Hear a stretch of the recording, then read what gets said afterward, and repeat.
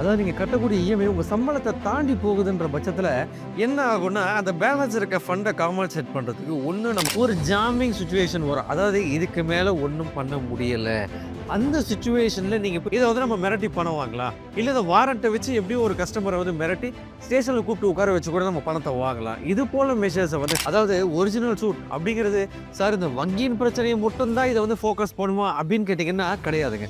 Original சூட்டுன்றது எல்லா விதமான பிரச்சனைகளுக்குமே ஒரு தீர்வு. எது எதுக்கெல்லாம் நல்லா புரிஞ்சுக்கங்க. ஐசிஐசிஐ பேங்க் இருக்காங்க, எஸ் பேங்க் இருக்காங்க, இல்ல இண்டஸ்இண்ட், ஆக்சிஸ் எப்பேற்பட்ட ஒரு பேங்கா வேணா இருக்கட்டும். அவங்க மீது நீங்க ஒரு வழக்கு தொடர்றீங்க.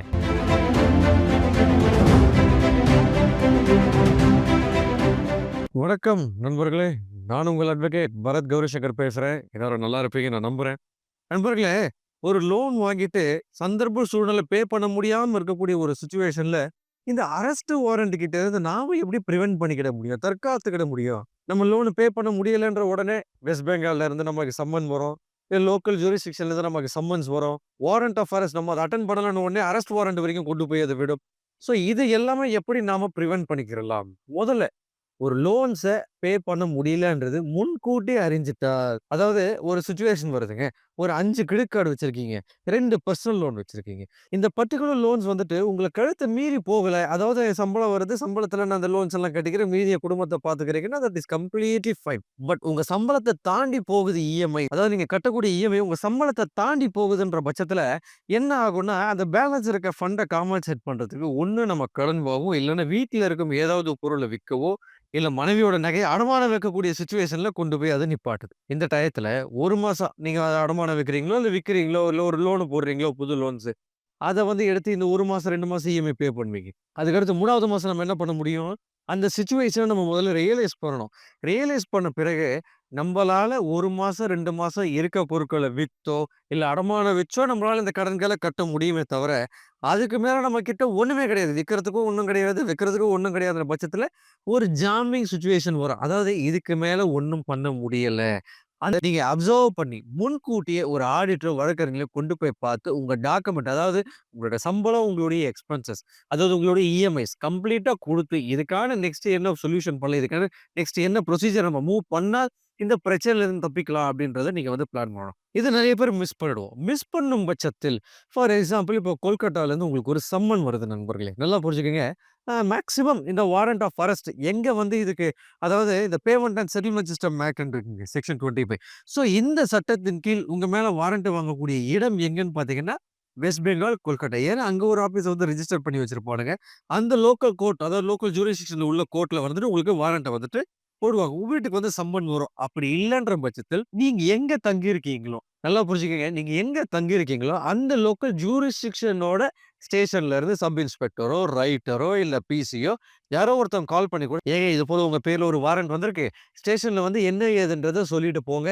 அப்படி இல்லன்னா நெக்ஸ்ட் ப்ரொசீடிங் நாங்களும் வந்து தொடங்க வேண்டி இருக்கும்." அப்படின்றத கிளியரா கம்யூனிகேட் பண்ணிடுவாங்க. இன் பிட்வீன் டைம் நல்லா புரிஞ்சுங்க. இன் பிட்வீன் டைம் ஒரு வழக்கறிஞர் கால் பண்ணி, "சார் இது போல உங்க பேர்ல வாரண்ட் போட்டாச்சு. வெள்ளிக்கிழமை ஆயிடுச்சு.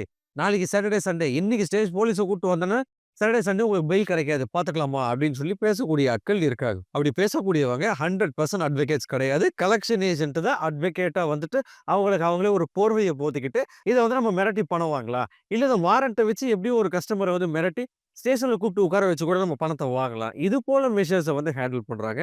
ரொம்பவே தவறான விஷயம். இது ரொம்ப கான்ஷியஸா நீங்க கவனிக்கணும். ஸோ ஒரு லோன்ஸ ரீபே பண்ண முடியலன்னா என்ன பண்ணணும் நீங்க? ஒரு ஆடிட்டர போய் பார்க்குறீங்க. ஒரு அட்வொகேட்ட போய் பார்க்குறீங்க. இல்ல அந்த சிச்சுவேஷன வந்து நீங்க தாண்டிட்டீங்க. ஒரு எக்ஸ்ட்ரீம் ஸ்டேஜ் போயிடுச்சு. கலெக்ஷன் ஏஜென்ட் வந்துட்டு மாத்தி மாத்தி ஹராஸ்மென்ட் வந்து ஸ்டார்ட் பண்ணிட்டா, இந்த பக்கம் வந்துட்டு உங்களுக்கு நான் பெர்ஃபார்மிங் அசெட் அதாவது 3 மாசமா உங்க பேமெண்ட் போகாத பட்சத்தில அக்கவுண்ட் என்பிஎன்ற ஒரு ஸ்டேஜ் இருக்குது. அந்த சிச்சுவேஷன் நீங்க கண்டிப்பா ஒரு அட்வொகேட் அணுகி ஒரிஜினல் சூட்ட நீங்க ஃபைல் பண்ணி தான் ஆகணும். நல்லா புரிஞ்சுக்கங்க. ஒரிஜினல் சூட் ஃபைல் பண்ணதுனால நம்ம டிஃபெண்ட் பண்ணிக்க முடியுமா சார் அப்படின்னு கேட்டீங்கன்னா, 100% டிஃபெண்ட் பண்ணிக்கிட முடியும். சரி, ஒரு வங்கியின் மீது நீங்க ஒரு சட்ட நடவடிக்கை எடுத்திருக்கீங்க. நல்லா புரிஞ்சுக்கங்க. ஐசிஐசிஐ பேங்க் இருக்காங்க, எஸ் பேங்க் இருக்காங்க, இல்ல இண்டஸ்இண்ட், ஆக்சிஸ் எப்பேற்பட்ட ஒரு பேங்கா வேணா இருக்கட்டும். அவங்க மீது நீங்க ஒரு வழக்கு தொடர்றீங்க. எது ரிலேட்டடா? என்ன இது போல தொந்தரவு பண்றாங்க. என்ன நிம்மதியா வாழ விட மாட்றாங்க. பீஸ்ஃபுல் பொசஷன் எனக்கு இல்ல. அப்படின்றத நீங்க ஒரு ஃப்ரேமுக்குள்ள கொண்டு வந்து தான் என்ன பண்ண போறீங்க? ஒரிஜினல் சூட் அதாவது ஒரு வழக்கு நீங்க அவங்க மேல தாக்கல் பண்ண போறீங்க. அதாவது ஒரிஜினல் சூட் அப்படிங்கிறது, "சார் இந்த வங்கியின் பிரச்சனைய மட்டும் தான் இத வந்து ஃபோக்கஸ் பண்ணுமா?" அப்படின்னு கேட்டீங்கன்னா, கிடையாதுங்க. ஒரிஜினல் சூட்டுன்றது எல்லா விதமான பிரச்சனைகளுக்குமே ஒரு தீர்வு. எது எதுக்கெல்லாம் இப்போ நிரந்தரமா, இல்ல டெம்பரரியாவோ எனக்கு ஒரு தடை வேணும். எனக்கு ஒரு ஃபுல் ஸ்டாப் வேணும். ஒரு ஒரு பார்ட் டைம் சொல்யூஷன் வேணும். அப்படின்றத நம்ம எக்ஸ்பெக்ட் பண்ணக்கூடிய இடத்துல, ஒரிஜினல் சூட். உங்க வீட்டு வாசல்ல ஒருத்தர் தினமும் வந்து கார பார்க் பண்ணிட்டு போயிடுறாங்க. உங்க காம்பவுண்ட ஒட்டி நிறுத்திடுறான். அதனால உங்களுக்கு சில பாதிப்புகள் ஏற்படுது. ஒரு வண்டி எடுக்க முடியலையோ, இல்ல டக்குனு வீட்லருந்து வெளியில போ முடியல. இப்படிப்பட்ட பிரச்சனைகளுக்கு நீங்க ஒரிஜினல் சூட்டுக்கு போ முடியும். இல்ல ஒரு காம்பவுண்ட் இருக்குங்க. அந்த காம்பவுண்ட் உள்ள வந்து இவன் ஒருத்தன் பைக்க நிறுத்திடுறான். இல்ல வேணும்னே உங்கள கடுப்பேத்தணும்னு சொல்லிட்டு அக்கம் பக்கத்துல இருக்கவன் வந்துட்டு உங்கள டென்ஷன் பண்ணி உங்க காம்பவுண்ட்ல வந்து வண்டிய நிப்பாட்டுறான். இவங்களுக்கு நீங்க ஒரிஜினல் சூட் போய் ஃபைல் பண்ணி குடு. இது போல எங்களோட காம்பவுண்ட்லயே இவங்க உள்ள நுழையக்கூடாது. இவங்களுக்கு இந்த காம்பவுண்ட்ல எந்த விதமான உரிமைகளுமே கிடையாது. ரைட்ஸும் கிடையாதுன்றத நீங்க கிளியர் கட்டா ப்ரூவ் பண்ணிக்கிற முடியும். ஸோ, வங்கியின் வழக்கு மட்டும் கிடையாதுங்க. இது போல பல்வேறு வழக்குகள் நம்ம ஒரிஜினல் சூட்ல தாராளமா கன்டெஸ்ட் பண்ண முடியும் நண்பர்களே. அதே சமயத்தில் ரொம்ப முக்கியமான விஷயம், லோன் வாங்குறதுக்கு முன்னாடி நம்ம டாக்குமெண்ட் எல்லாம் கரெக்ட்டா ப்ரொடியூஸ் பண்ணி தான் வாங்கியிருக்கோமான்றத நீங்க கிளியரா ஒரு வாட்டி ரியலைஸ் பண்ணிக்கிறணும். ஏன்னா, நெறைய பேர் லோன் கிடைக்கணுன்றதுக்காக இல்லாத ஒரு பிசினஸ் இருக்குன்றத சொல்லி லோன் வாங்குறீங்க. இல்லன்னா ரெவென்யூவே இல்ல. ஆனா இதுலருந்து ஒரு ரெவென்யூ வருது, வருமானம் வருதுன்னு சொல்லி டம்மி கணக்கு காட்டி லோன் வாங்குறீங்க. இது போல இருக்கக்கூடிய விஷயங்களுக்கு இம்மீடியட்டா எஃப்ஐஆர் வழக்கு பதிவு பண்ணக்கூடிய ரைட்ஸ் அந்த வங்கிகளுக்கு இருக்கு. நல்லா தெரிஞ்சுக்கங்க. உங்களுக்கு ஒரு பிசினஸ்ன்னு சொல்லி நீங்க லோன் வாங்கியிருக்கீங்க. அந்த பிசினஸ் இல்லன்றது அவங்களுக்கு தெரிஞ்சிருச்சு. இல்ல ஏதோ ஒரு டாக்குமெண்ட்ட நீங்க வந்து தவறா ப்ரொடியூஸ் பண்ணி தான் இந்த லோன வாங்கியிருக்கீங்கன்றது அவனுக்கு ரியலைஸ் ஆச்சுன்னு வச்சுக்கங்களேன்.